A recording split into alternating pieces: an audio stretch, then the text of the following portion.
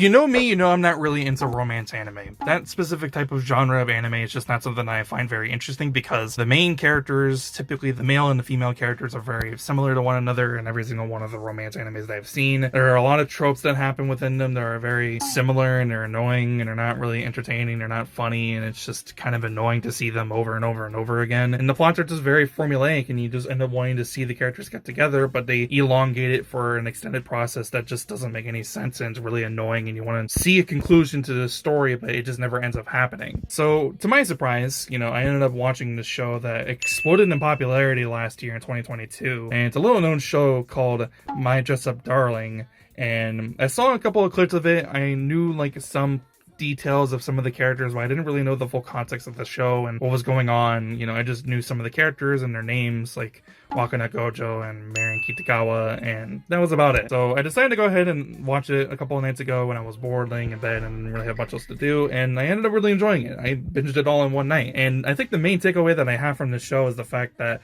a lot of the tropes that I found very annoying in other romance-like shows, and even just anime tropes in general, the show either does something different with it, or it kind of spins it in a different type of direction, and it does something interesting with it. Like the typical anime trope that's typically seen in many different types of shows, not just romance, is the fact that sometimes the male character does something kind of lewd and kind of suggestive towards the female character, and then the female character gets really mad, calls him a pervert, and runs away or beats him the fuck up. My Just Darling doesn't really end up doing anything like that. It actually kind of does the exact opposite, in which the female character is the one who's a little more lewd and a little bit more suggestive, and it's the male character who has to tell her to stop because he's really embarrassed of seeing a girl do that. And that's because Gojo is a lot more secluded, he's a lot more closed off, he doesn't really have a lot of friends, he doesn't have a lot of hobbies, and the main thing that he does is that he works on these Hina dolls that he saw when he was a kid, and he found them very interesting. He found the look and the design of the Hina dolls very beautiful, and he wanted to be a part of that world. So he's into more female-oriented things, and when he was a kid, he ended up getting shamed by it by a childhood friend that he knew, and because of that, and since then, he didn't really know what to talk about with other people, so he just was kind of a loner and didn't really know what to do with his life, besides working on these Hina dolls. And it wasn't until Marin says something about people's hobbies and just appreciating them for what they are and not shaming them for it, that he actually kind of takes notice of that, takes notice of her specifically. And then they finally, meet with one another in the sewing room class at their school, and she catches him working on a Hina doll, and he's really embarrassed and he doesn't know what to do.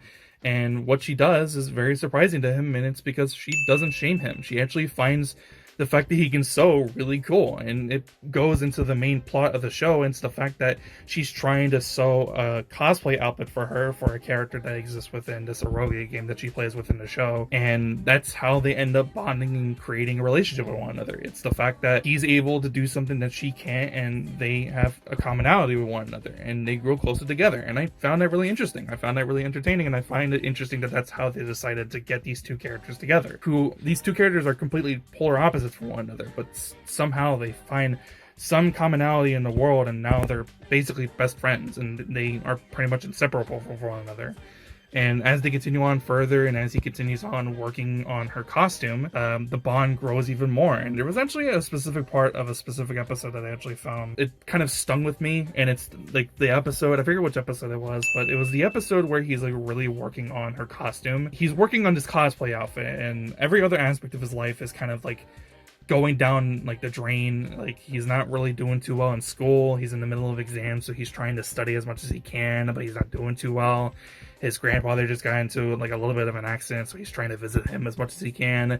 He's trying to do a whole bunch of other things of his life. He's stretching himself too thin, and meanwhile, he's still trying to create this cosplay outfit because he knows how much it means to Marin. He knows how happy it would make her and how passionate she is about this, and he's someone who's very passionate about creating something like the Hina dolls, so he's trying to put his talent in sewing into this costume that he's making, and he's trying his best, but the whole entire time he's doubting himself, and he doesn't think that he's the best at what he's capable of being able to do. He knows that he can do better, and he doesn't know if he's actually able to do better, and he wants to give up, but he has the motivation to keep on going because he really wants to make Marin happy. He wants to make her smile, and that's the main thing that he got from his grandfather, and that was something that he took with him for the rest of his life, is seeing the smile on people's faces of seeing something so beautiful like the Hina dolls, that was something that he was inspired to do from his grandfather.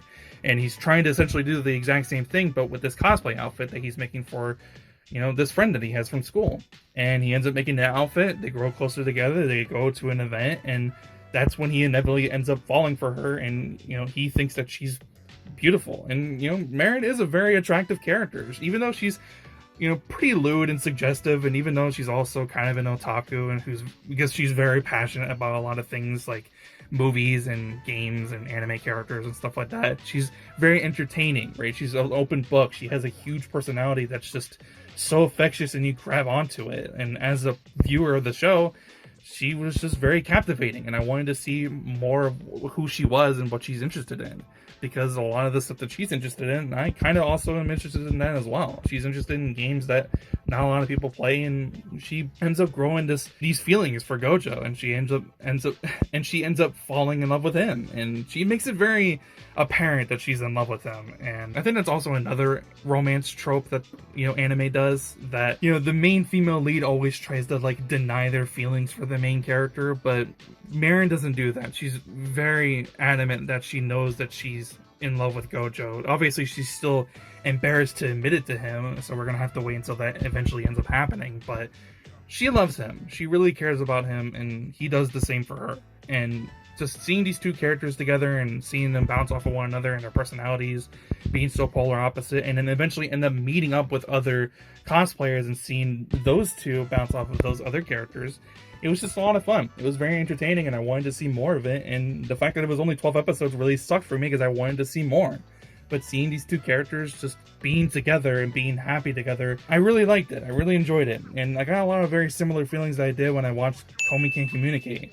And in many ways, it was a lot stronger. And I don't know if it's just because of something specific that the show did, or maybe it's just because of like the main female lead, or like maybe my like really specific connection towards the main character.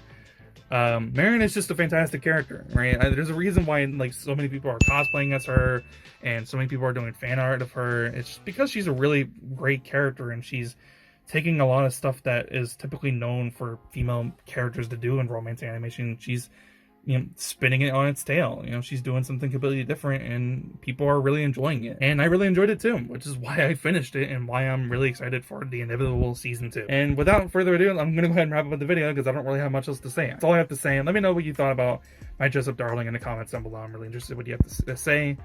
Yeah, that's pretty much it. If you liked the video, be sure to leave a like. If you want to see more, please be sure to subscribe. I'll see you guys next one. Have a fantastic day. I'm out. Peace.